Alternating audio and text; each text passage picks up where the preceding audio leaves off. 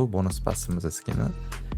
Ushbu bonus passimiz o'yinga 11-aprel kuni ertalab soat 7:00 da qo'shiladi. O'shanda bonus passni xarid qilib, mana shu skillarni qo'lga kirita olasiz. Bonus passimizni birinchi levelda mana shu mifitskiy kostyumni qo'lga kiritamiz. Oq kostyum bo'ladi va o'sha 80-leveldagi rangini o'zgartiradigan funksiyasi bo'lsa, mana bunaqa tarzda qora kostyumga aylantira olasiz. Mana oq bilan qorasini farqi, qorasi lekin anchagina chiroyli qilib ishlangan. Yomon emas. Keyingisi shlemi, bonus passimizda shlemi o'ta go'zal. Birinchi, ikkinchi va uchinchi levellari, rugzagi ham zo'r mana. Chotka qilishlangan, unaqa skоворodka qo'shiladi. Unaqa dimovaya granata, unaqa rugzak uchun osilcha va bagi uchun unaqa ko'rinishdagi kuchaytiradigan skinni qo'lga kirita olamiz. Bagimizni birinchi levelli ko'rinishi, birinchi levelni o'zi ham anchagina chiroyli, mana qaranglar. Keyingisi o'sha mana finalniy ko'rinishi, 2 bilan 3 ham bor. Unisi menimcha ko'pchilikka qiziq emas. Mana bu finalniy ko'rinishi, mana o'ta go'zal, ballonlar qanaqadir suvga o'xshab ketadi va ko'rinishi prosta bomba. Tushirasizlar, motorlar bilan kuchaytirib turib, mana to'g'ri qilib olasizlar va bunaqa kilchatni ham qo'lga kiritasizlar. Bagi uchun eng zo'r skillardan bittasi. Birinchi o'rinda McLaren skillari tursa, ikkinchi o'rinda mana shu bagi skini bo'lsa kerak. Menimcha bundan boshqa chiroyli bagini ko'rmaganman. Keyingisi esa P90. Mana bu esa bonus passimizda qo'shiladigan P90 skinining ko'rinishi. Chiroyli, birinchi levelni o'zi ham o'ta go'zal qilib ishlangan, yomon emas. Mana bu esa finalniy ko'rinishi, mana o'sha chiroyli, qo'lda ham chotka turadi, ko'rinishi ham oltin, normalni yasalgan. Mana bu kilchatining ko'rinishi, kilchati ham chiroyli, mana chiroyli sariq qumli bo'lib chiqadi va dushmanga tegsa chiqadigan mana effekti ham bor. O'ta go'zal, oltin changal deb nomlangan mana shu P90 skinini bonus passdan qo'lga kirita olamiz. Xullas, mana shunaqa bonus pass skinini 11-aprel kuni qo'lga kirita olamiz. Qalay, yangi bonus pass skillari sizga yoqdimi, yoqmadimi? Kommentariyada o'zingizni fikringizni qilib olib, Anuxra X kostyumini birgalikda ko'rib chiqamiz. Mana bu mana X kostyumlar qatoridagi Anuxraning ko'rinishi yomon emas, birinchi levelli ko'rinishi va prosta tak turadigan pozasi mana shunaqa toshni ustida turar ekan. Keyingisi ikkinchi leveldagi jamoaga qo'shilish emotsiyasi udar qilib yasalgan va mana pastdan tosh chiqib, buni toshga o'tirg'izib qo'yadi. Juda ham chiroyli qilib ishlashgan, gap bo'lishi mumkin emas. O'sha qora tuynudan paydo bo'lib qoladi. 3-levelda o'sha kostyumini ba'zi bir joylari sal-pal kuchayadi, mana ko'rish mumkin. 1 bilan 3 farqi. Ba'zi bir joylari o'sha uzunroq bo'lib qoladi va qorayadi. Keyingisi kilchatining ko'rinishi bomba mana. Eng zo'r kilchatli X kostyumlardan biri mana shu bo'lsa kerak. Mana bunaqangi chiroyli, bahaybat kilchatli X kostyum hali o'yinga qo'shilmaganda, kilchatiga gap yo'q.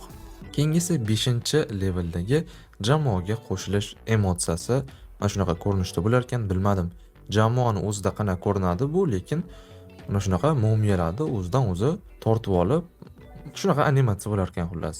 Qo'shilsa donatorlar video qilsa ko'ramiz albatta. Men buni menimcha 5 gacha chiqara olmasam kerak. Shunaqa jamoa qo'shilish emotsiyasi bo'lar ekan. Keyingisi ekskluzivniy emotsiyasi. Mana qanaqadir o'sha devorlarni chiqarar ekanda, tepadagi qora tuynudan o'zi tushib, mana zanjirlarni prosta qo'li bilan tortib yo'q qilib yuboradi. Bu ham bomba emotsiya, parkda va o'sha maxsus orolda ishlatiladi xolos bu emotsiyasi. Keyingisi finalniy ko'rinishi. Finalniy ko'rinishda tanasini hamma yoqdan o'sha qora tuturlar chiqishni boshlaydi va kostyumda o'zi ham anchagina chiroyli bo'lib qoladi. Mana bu esa 7-leveldagi qobiliyatlari. 7-levelda bunaqa glider full ko'rinishga ega bo'ladi va yerga mana shunaqa kema orqali tusha olasiz va mana bunaqa orbiter, qanotchali orbiter paydo bo'lib qoladi. Orbiter ham chiroyli. Endi bu levelga u katta donatorlar chiqaradi. Mana bu o'sha haykalini paydo bo'lishi, haykali ham o'ta chiroyli paydo bo'lib qolar ekan. Gap bo'lishi mumkin emas. Endi esa mana 1, 3 va finalniy ko'rinishlarni, farqlarini o'zlaring ko'rishingiz mumkin. O'ta katta farq emas, lekin baribir sezilarli darajada o'zgaradi. Mana bu esa qizbola personajdagi farqlarning ko'rinishi. Mana 1-levelda qizbolada baribir anchagina ixcham, yomon emas. Mana 3-levelda qizboladagi oyog'i ayniqsa anchagina ingichka ekan. Mana bu finalniy ko'rinishi. Menga ko'proq qizbola personajdagi o'sha ko'rinishi yoqdi. Sizgachi o'g'il bolami, qiz bolami? Buni ham kommentarda yozib qoldiring. Keyingisi esa UMP bilan X kostyumimizni turadigan pozasini ko'rinish. Ya'ni UMP ni ham tushirsangiz, kostyumni ham tushirsangiz mana shunaqa ko'rinishdagi pozaga kelib qoladi. O'ta go'zal, mana qanaqadir toshlar chiqar ekan va zanjir bilan UMP ni bunaqa tarzda ushlab qolar ekan. Gap bo'lishi mumkin emas, o'ta chiroyli. Mana hozir UMP ni full qilamiz va mana pozani ustiga bossak ko'rishlari mumkin. Full holatidagi ko'rinishi. Prosta bomba. Mana bu esa X kostyumimizning matchdagi ko'rinishi. To'g'risi X kostyum qandaydir X kostyumda vibe'ini, X kostyumda aurasini bermayapti.